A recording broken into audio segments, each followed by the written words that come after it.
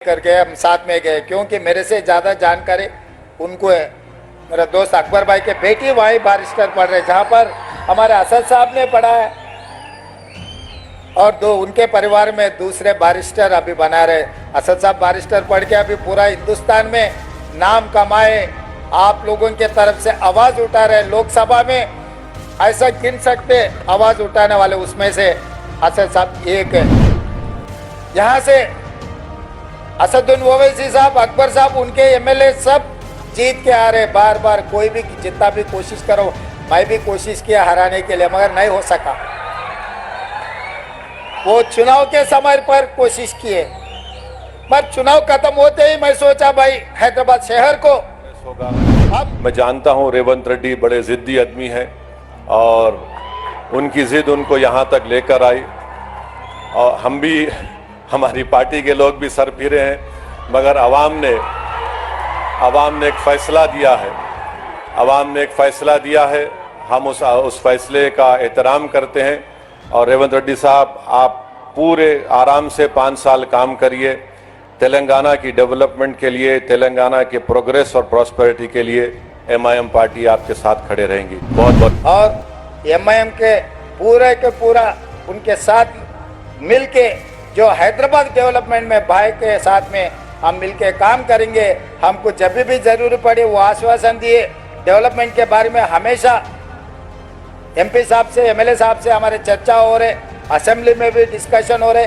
कभी कभी असेंबली में हम 19-20 कुछ चर्चा भी हो गए, वो वहीं खत्म। मुद्दों पे हम चर्चा करते, कोई पर्सनल दुश्मनी नहीं है, ऐसा कोई बात ऐसा होता ही नहीं जो लोग समझते आ रहे असेंबली में बोल लिए फिर बाहर अच्छा दोस्ती है। भाई डेवलपमेंट अलग है, राजनीति अलग है, अपोजिशन अलग है, पोजीशन अलग है। अपोजिशन पार्टी कुछ मुद्दे उठाए तो हमें भी जिम्मेदारी याद दिलाए तो हम आगे तरक्की करने के लिए अच्छा है। इसीलिए भाई लंदन विजिट किए थे, थेम रिवर को देखने के लिए गया। वहां पर गया, किसके साथ गए? मैं अकबरुद्दीन ओवैसी साहब को मैं लेकर गए, क्योंकि आपके मदद से यहाँ से असदुद्दीन ओवैसी साहब, अकबर साहब, उनके एमएलए सब जीत के आ रहे बार बार। कोई भी जितना भी कोशिश करो, मैं भी कोशिश किया हराने के लिए, मगर नहीं हो सका।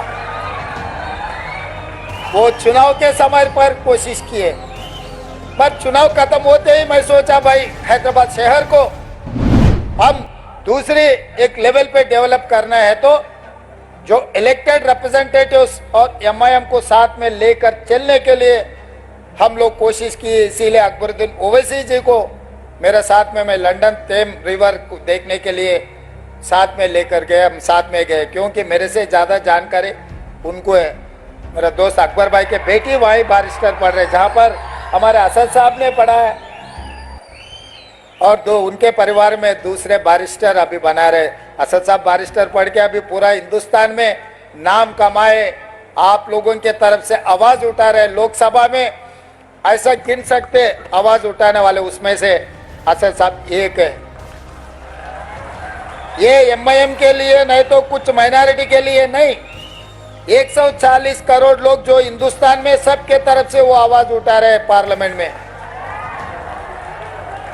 तो इसीलिए कभी भी अगर राजनीति, पॉलिटिक्स, जब चुनाव है, हमारे हिसाब से हम चुनाव लड़ते, हमारे एक बार चुनाव खत्म होते अपने शहर का ध्यान देने का जरूरी है।